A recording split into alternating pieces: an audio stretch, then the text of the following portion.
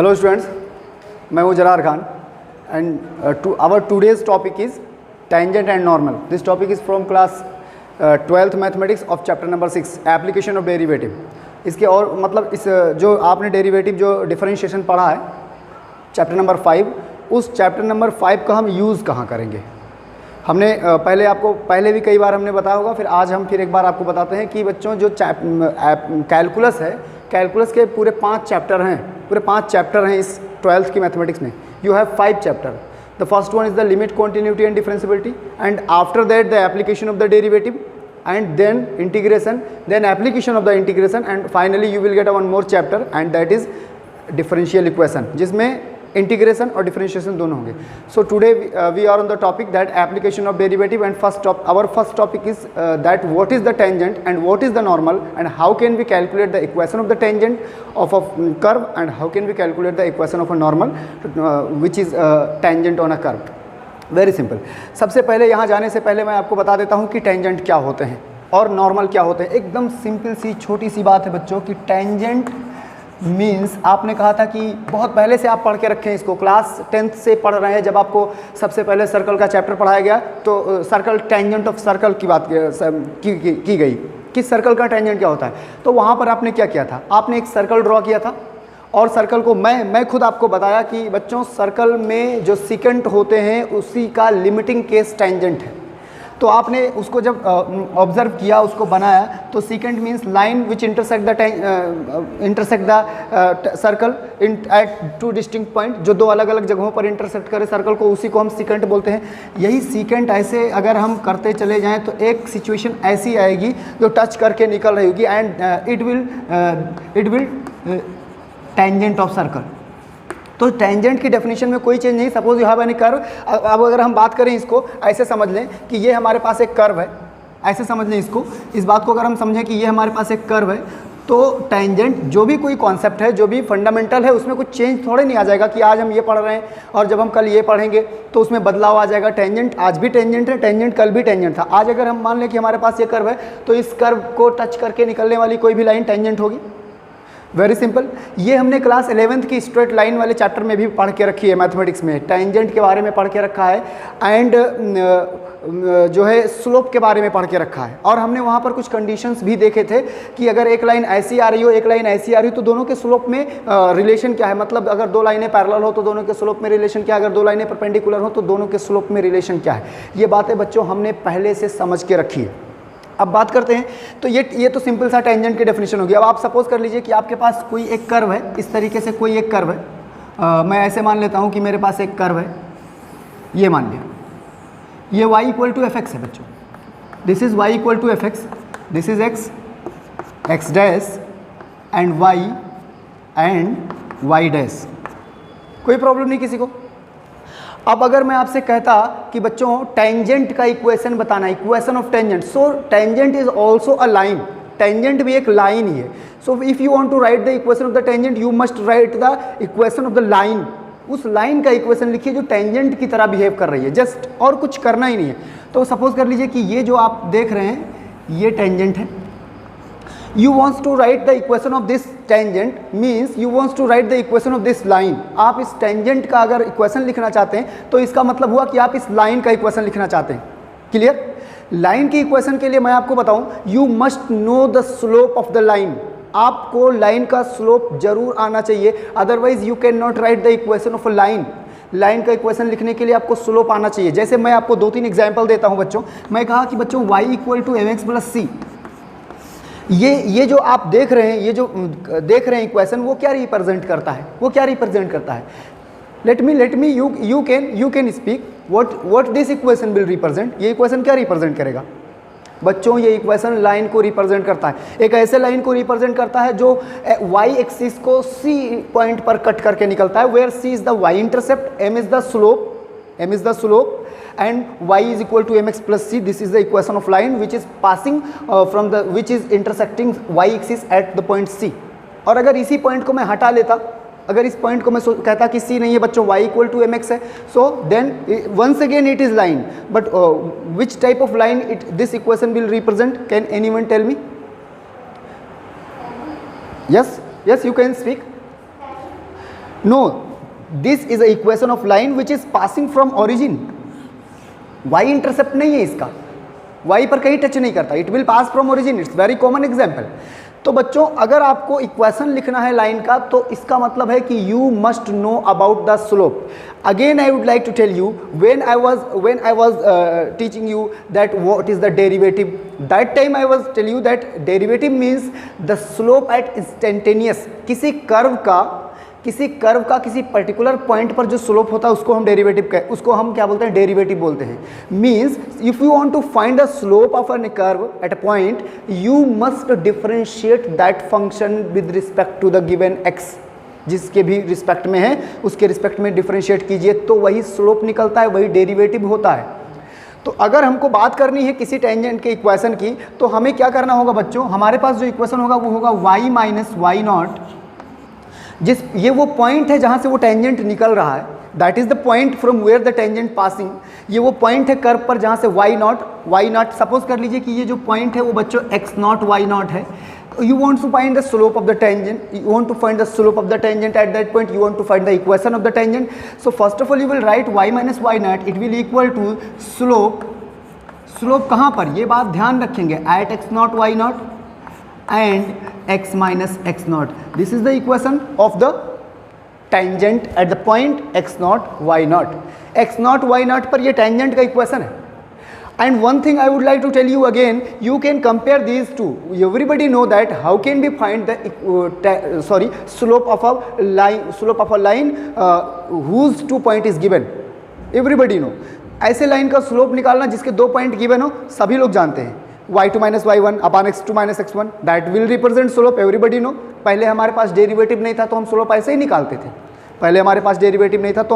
निकालते थे, आप सबको याद होगा।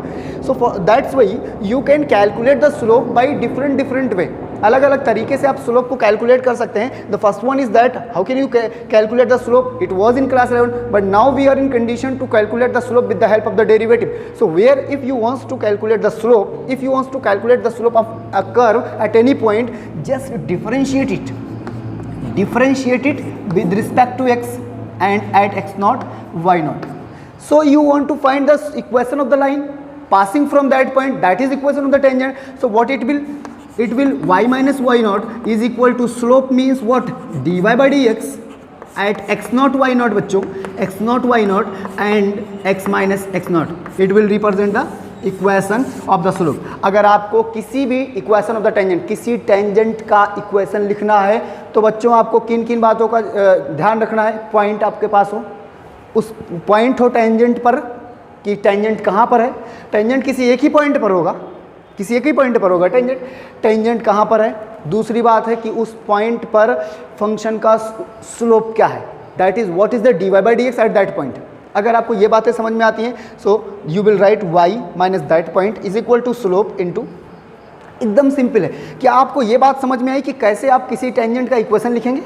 बात समझ में आ गई? क्या करेंगे, we will calculate dy by dx at that point and this dy by dx will represent the slope of the tangent and then we will apply the formula y minus y naught is equal to dy by dx at the point in instantaneous rate of change and into x minus x naught. Everybody clear? Okay, thank you. So now the time to know about that what is normal. Everyone know that a line is said to be normal if it is perpendicular to the with other. किसी भी line को normal कहेंगे अगर वो किसी दूसरे के साथ, एक लाइन है दूसरा उस पर अगर परपेंडिकुलर है, इट विल कॉल नॉर्मल।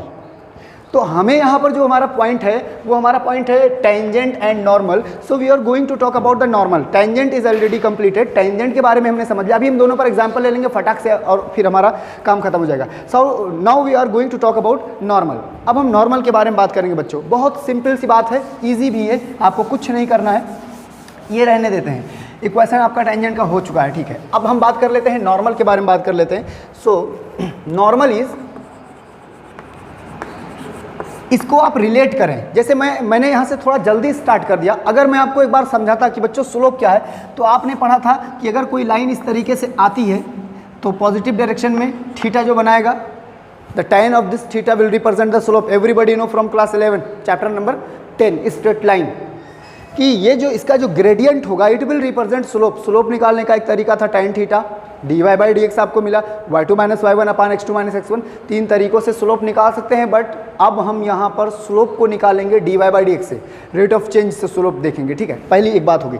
दूसरी बात बच्चों ये हमको आपको समझानी थी कि अगर स्लोप को हमने वहाँ पर m से रिप्रेजेंट किया था, स्लोप को हमने वहाँ पर m से रिप्रेजेंट किया था, मैं आपको रिमाइंड कराता रहूँगा। अब उस टाइम हमने स्लोप को m से रिप्रेजेंट किया था, ठीक। तो मैंने उस टाइम आपको कंडीशंस बताई थी कि अगर आपके पास कोई भी दो लाइन है, that time tangent was not in issue, tangent बहुत ज़्यादा उसमें सीन में नहीं था, मूवी में टेंजेंट नहीं था, लाइनें थी, लाइन के बारे में डिस्कशन था। दो लाइनों के बीच का एंगल कैसे निकालेंगे, दो लाइनों के स्लोप में रिलेशन क्या होगा अगर वो पैरेलल हो, दो लाइनों के बीच के स्लोप, दो लाइनों के स्लोप में रिलेशन क्या होगा अगर वो परपेंडिकुलर हो। मतलब वहाँ पर लाइन जो है सेंटर में था, लाइन पर बात हुई थी, लेकिन टेंजेंट भी एक लाइन है। तो बच्चों अगर हमको यहाँ पर नॉर्मल की बात करनी है तो उससे पहले मैं आपको कुछ याद दिलाना चाहूँगा।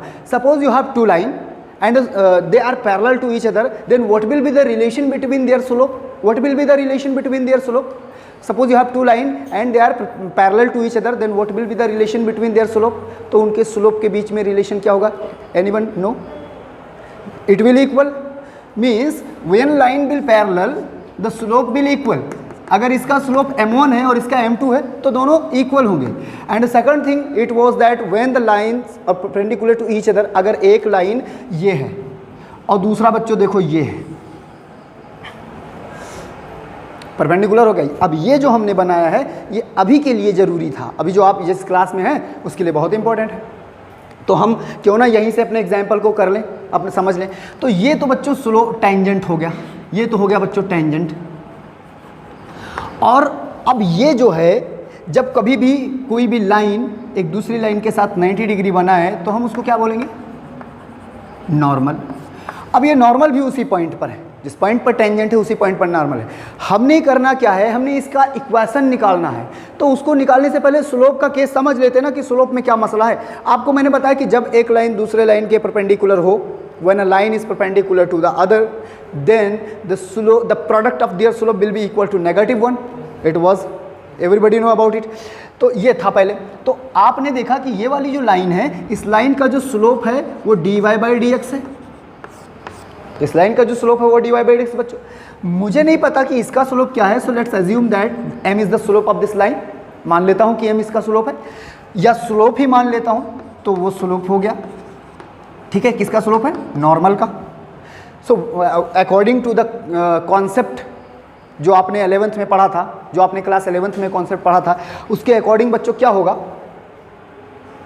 It will equal to -1, it will equal to -1। अगर हम इसकी बात करें तो ये कितना आ जाएगा?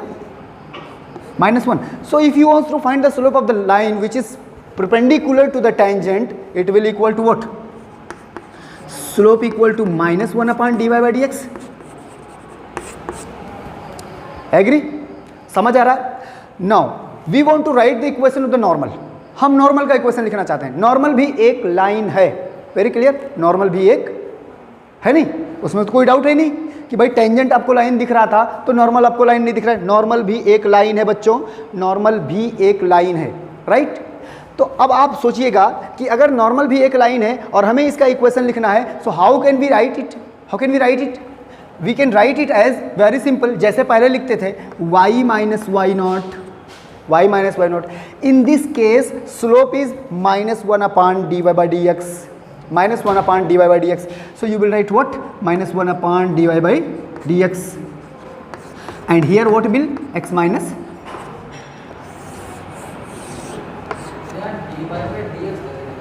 dy by d x is the rate of change, rate of change. जैसे आप शायद उस डेरिवेटिव वाले लेक्चरों को आपने नहीं देखा होगा, मैं आपको बताता हूँ, वेट अ मिनट। जब डेरिवेटिव वाले लेक्चर आप देखते, क्योंकि dy बाई डी एक्स पे 8 एक्सरसाइजें हो चुकी हैं, 8 exercises have completed at that topic, chapter number 5। और पहले एक्सरसाइज से लेकर, मतलब पहले पे लिमिट कॉन्टिन्यूटी है, दूसरे एक्सरसाइज से लेकर 8वें तक dy बाई डी एक्स हुआ है। और जो dy बाई डी एक्स का कॉन्सेप्ट है यहाँ पर, अरे वेरी सिंपल बताता हूँ। पहले आप क्या करें कि इसको आप मतलब इक्वेशन लिख लें, इक्वेशन लिख लें आप। फिर यहाँ पर जो आप dy बाई डी एक्स निकालेंगे, ये जो आप देख रहे हैं वो एक कर्व है, एक फंक्शन होगा y इक्वल टू fx, इसका dy बाई डी एक्स निकालेंगे। हाँ बिल्कुल बिल्कुल, फंक्शन दिया रहेगा, कर्व दिया रहेगा, तभी तो कुछ आगे बढ़ेंगे। तो हम इसका dy बाई डी एक्स निकालने वाले हैं, राइट। सो आप इसको कंप्लीट करें, मैं इन दोनों पर आपको एग्जाम्पल देता हूं। ओके बच्चों, आप इसको कंप्लीट करें, मैं इन दोनों पर एग्जाम्पल देता हूं।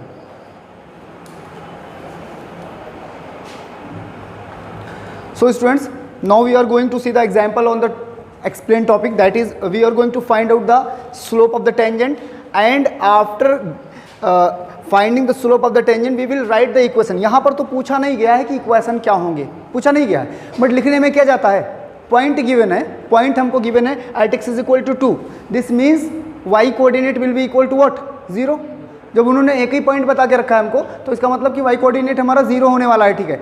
तो हमको पॉइंट गिवन है, हम पॉइंट का यूज करके स्लोप निकालेंगे, उसी पॉइंट पर इक्वेशन लिखेंगे, उसी स्लोप का रेसिप्रोकल लेंगे विद नेगेटिव और उसी इक्वेशन में पुट कर देंगे स्लोप की जगह पर, तो इक्वेशन ऑफ द नॉर्मल हो जाएगा और इक्वेशन ऑफ द टेंजेंट हो जाएगा। So first of all let's see the working rule to calculate such type of the questions. First of all आप क्या करने वाले हो बच्चों, सबसे पहला काम है आपका कि आप उस गिवन कर्व का गिवन पर्टिकुलर पॉइंट पर स्लोप निकालें, and it will equal to d y by d x. Curve अगर y है तो d y by d x will represent the slope और will represent the rate of change, ठीक है, with respect to x। So first of all solution में हम क्या करेंगे, हमारे पास ये कर्व है बच्चों, हम यहाँ पर क्या करेंगे, d y by d x is equal to 3x square minus 1, this is what, this is slope, ये स्लोप है, कॉमन है। बट अगर हम इसको x इज इक्वल टू 2 पर निकालेंगे तो ये इंस्टेंटेनियस स्लोप रिप्रेजेंट करेगा और instantaneous rate of change represent करेगा। जो इंस्टेंटेनियस रेट ऑफ चेंज होता है उसी को हम डेरिवेटिव कहते हैं, दैट इज कॉल्ड डेरिवेटिव। यही बहुत शुरुआती कॉन्सेप्ट है। इनिशियली सबसे पहले इस डिफरेंशियबिलिटी जब आई तो डिफरेंशियबिलिटी से पहले हमने इसी बात पे बात की कि भाई इंस्टेंटेनियस रेट ऑफ चेंज क्या होता है, डेरिवेटिव आया किधर से, किसको आप डेरिवेटिव कहते हो। तो यहाँ पर हम इस पॉइंट पर निकालने वाले हैं। So slope at point d y by d x when x is equal to 2 it will equal to what, 4 3 12 11, you आपको स्लोप मिल गया। Now you want to write the equation of the tangent, ये अपनी तरफ से है, क्वेश्चन में ऐसा नहीं था। आप अगर टेंजेंट का इक्वेशन लिखना चाहते हो बच्चों तो equation of tangent what it will, y minus y nought 0 because x is equal to 2 only is given, y का कोई कोऑर्डिनेट नहीं गिवन है तो y 0 हो गया। And the second thing is what, 11 into x minus 2। So from here you will get an equation which is, this is equation of what, equation of tangent. If you want to find the equation of normal, what will be the change in the formula, slope will equal to -1 upon. तो अगर हम normal का equation लिखना चाहते हैं बच्चों, ये लिखा हुआ है, अगर हम इसको नॉर्मल इक्वेशन लिखें तो y minus 0 will equal to -1 upon 11 x minus 2। From here you can say 11y is equal to x minus 2। आप चाहें तो उसको इधर उधर कर लें। तो इस तरीके से आप आसानी से इक्वेशन तो कैलकुलेट कर लेंगे, बहुत सिंपल है। करना क्या है आपको, सिर्फ आपको स्लोप निकालना है और एक फॉर्मूला याद रखना है, y minus y nought is equal to slope x minus x nought, इसको याद रखना है। आप आसानी से आंसर कर जाएंगे बच्चों, ठीक है, कोई प्रॉब्लम ही नहीं आने वाली है। The second thing is that it's very simple and easy बच्चों। जो दूसरा आपका है वो, जैसे ज़रूरी नहीं कि हम जितने कॉन्सेप्ट पढ़ते हैं टू द पॉइंट उसी पर हमें एग्जाम्पल मिले, ये कहीं ज़रूरी नहीं, बिल्कुल ज़रूरी नहीं। वो आपको पढ़ा के और फिर उनमें बनने वाले जो पॉसिबिलिटीज़ हैं सब दे देते हैं। जैसे यहाँ पर देखेंगे क्वेश्चन एग्जाम आपका लिखा हुआ है, find the point at which the given tangent to the curve y equal to this has its slope. मतलब कह रहे हैं कि वो पॉइंट पता कीजिए tangent to the curve at which, जिस पर जो कर्व टेंजेंट है उस पर एक पॉइंट पता कीजिए और ये वो कर्व है जिस पॉइंट पर स्लोप इतना हो। ये कर्व है बच्चों, नहीं बस यहाँ से यहाँ तक का है, y इक्वल टू ये कर्व है और इस कर्व पर, ये जो कर्व है उस कर्व पर वो वाला पॉइंट पता कीजिए जिस पॉइंट पर स्लोप इतना है। लॉजिक समझ में आई कि कहना क्या चाह रहे हैं, कर्व पर एक पॉइंट, जैसे यहाँ वाले कर्व पर पॉइंट क्या था, 2 था, वो पॉइंट 2 जो भी पॉइंट आएगा वो जानना चाह रहे हैं ये लोग कि क्या होगा, व्हाट विल। तो देखिए इससे थोड़ा सा हट के नहीं चला गया, यहाँ पर हमने इक्वेशन की बात की है, लेकिन अगर हमारे कॉन्सेप्ट क्लियर हैं तो हम ऐसे क्वेश्चंस को भी सॉल्व करेंगे, उसमें कोई प्रॉब्लम की बात नहीं। देखिए मैं करके देता हूँ आपको कुछ चीज़ें, आप यहीं से समझना स्टार्ट कीजिए कि हमें क्या यूज़ करना होगा, हम क्या जानते हैं, उसका यहाँ पर रोल क्या है, ये सारी चीज़ें आप यहीं से बच्चों समझिए। देखिए हम आपको बताते हैं, हमेशा ध्यान रखेंगे slope dy by d x है। हमें पॉइंट के बारे में कुछ भी नहीं पता है, तो अगर हमें पॉइंट के बारे में कुछ भी नहीं पता है तो मैं मान लूँ कि x1 y1 पॉइंट है, मानने में कुछ जाता है नहीं ना। तो अगर मैं मान लूँ कि वो जो ये जो कर्व है, इस कर्व पर एक पॉइंट है x1 y1 एक पॉइंट है जिस पर ये स्लोप आता है, ये स्लोप आपको मिलता है, ठीक है। या अगर हम उस पॉइंट को यहाँ पर एक्स वाई लिखा, ये कोई दिक्कत की बात नहीं है। तो अगर हम इस स्लोप निकालना है तो हमें इसको डिफरेंशिएट करना है, और क्वेश्चन के अकॉर्डिंग वो जो d y by d x होगा वो किसके इक्वल होगा, होगा नहीं होगा, ये क्वेश्चन में लिखा हुआ है, आप भी समझ सकते हैं इसको। तो चलिए सॉल्व करना स्टार्ट करते हैं। आप देखेंगे बच्चों d y by d x means we are going to calculate what, slope. Differentiation मैंने आपको बताया है कई बार कि रूट का हमेशा 1/2 रूट बनता है, और फिर जो अंदर लिखा होगा उसको अलग से डिफरेंशिएट करेंगे। तो इसका डिफरेंशिएशन 1/2 और अंडर रूट 4x माइनस 3, और बच्चों फिर हम अंडर रूट वाले को करेंगे तो 4 1 माइनस 0 आएगा, 1 का 0 हो जाएगा, और ये इक्वल टू कितना है 2 बाई।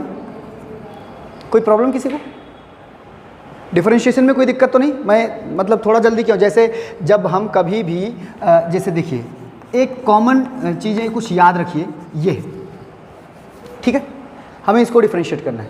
तो बच्चों इसका डिफरेंशिएशन आप देखोगे d by d x x power 1/रूट रखिए, जो है 1/, तो ये -½ हो जाएगा।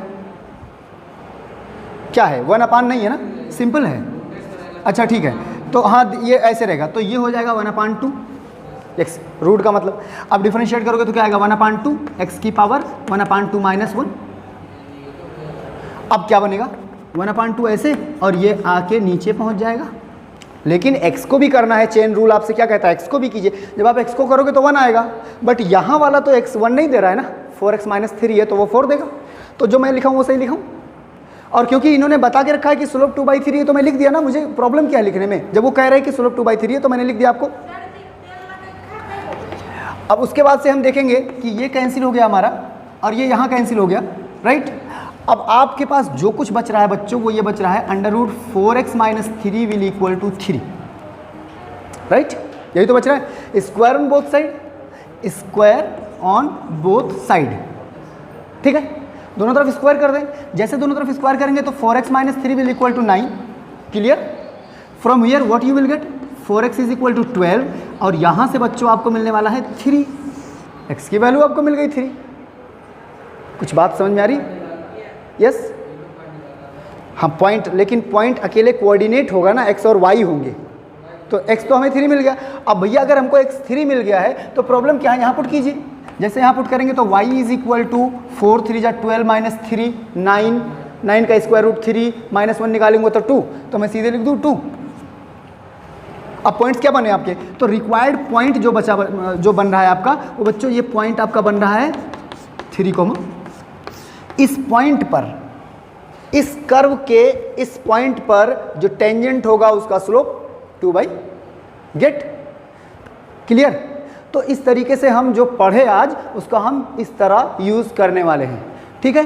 तो ये टेंजेंट नॉर्मल का कॉन्सेप्ट था और उस पर बेस्ड एग्जाम्पल्स थे जो आपको अब यही ऐसे ही वैरायटी मिलेगी। एक में इक्वेशन निकालना होगा, कहीं पे पॉइंट निकालना होगा, यही दोनों चीज़ें ऐसे मिलती रहेंगी, equation point equation point equation. Okay, तो आप लोगों को समझ में आ गया? Okay, very good, thank you.